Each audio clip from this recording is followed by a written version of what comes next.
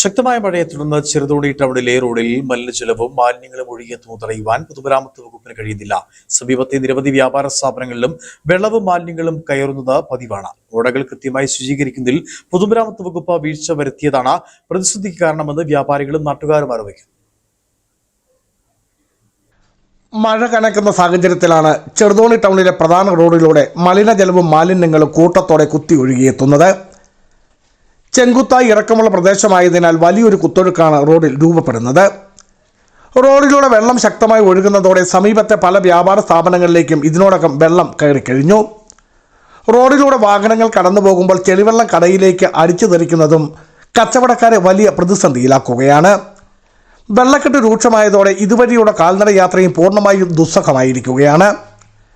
ചെറുതോണി മണിയാറൻകുടി റോഡിൽ വഞ്ചിക്കവല ഭാഗത്തു നിന്നാണ് വലിയ തോതിൽ വെള്ളം ടൗണിലേക്ക് ഒഴുകിയെത്തുന്നത്. പൊതുമരാമത്ത് വിഭാഗം ഓടകൾ കൃത്യമായി വൃത്തിയാക്കാത്തതാണ് വെള്ളക്കെട്ടിൻ്റെ പ്രധാന കാരണം. കാട് കയറിയും മാലിന്യങ്ങൾ കുന്നുമൂടിയും കിടക്കുന്ന ഓടകളിലൂടെ മലിനജലത്തിന് സുഗമമായി ഒഴുകിപ്പോകുവാൻ സാധിക്കുന്നുമില്ല. ഓടകൾ അടിയന്തരമായി വൃത്തിയാക്കി വെള്ളം സുഗമമായി ഒഴുകിപ്പോകുവാനുള്ള സംവിധാനം അധികൃതർ ഉടനടി ഒരുക്കണമെന്നാണ് വ്യാപാരികളുടെയും പൊതുജനങ്ങളുടെയും ശക്തമായ ആവശ്യം. മഴക്കാലമായതോടുകൂടി ചെറുതോണി ടൗണിൻ്റെ മുഴുവൻ പരിസരങ്ങളിലും വെള്ളം ഭയങ്കരമായി റോഡിൽ കൂടി ഒഴുകുന്ന സ്ഥിതിവിശേഷമാണ്.